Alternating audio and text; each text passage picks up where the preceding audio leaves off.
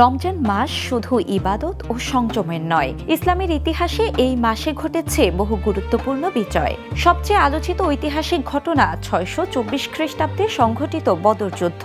অল্প সংখ্যক মুসলিম বাহিনী সে সময়ে শক্তিশালী কুরাইশ বাহিনীর বিরুদ্ধে বিজয় অর্জন করে, যা ইসলামের ইতিহাসে প্রথম বড় সামরিক সাফল্য হিসেবে বিবেচিত হয়। এই বিজয় মুসলমানদের মনোবল বাড়ায় এবং ইসলামের প্রসারে গুরুত্বপূর্ণ ভূমিকা রাখে।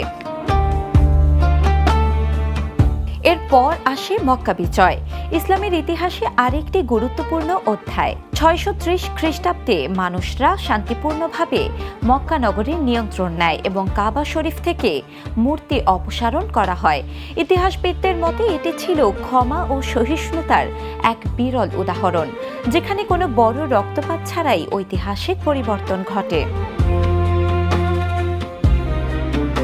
রমজানের এসব ঐতিহাসিক ঘটনা দেখায় এই মাস শুধু রোজা রাখার নয়, এটি আত্মশুদ্ধি, ধৈর্য এবং ঐক্যেরও প্রতীক। অনেক বিশ্লেষক বলেন, বদর যুদ্ধ ও মক্কা বিজয় ইসলামের ইতিহাসে এমন অধ্যায় যা আজও মানুষকে অনুপ্রাণিত করে। বর্তমান সময়ে রমজান আমাদের স্মরণ করিয়ে দেয়, বিজয় কেবল শক্তির মাধ্যমে নয়, বরং ধৈর্য, কৌশল ও ন্যায় বিচারের মাধ্যমেও সম্ভব। তাই রমজান শুধু অতীতের ইতিহাস নয়, ভবিষ্যতের জন্য শিক্ষণীয়।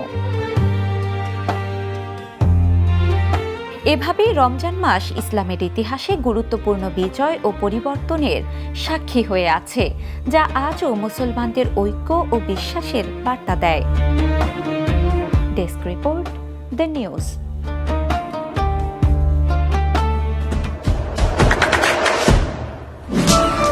দেশে দেশে সবার সাথে, দ্য নিউজ।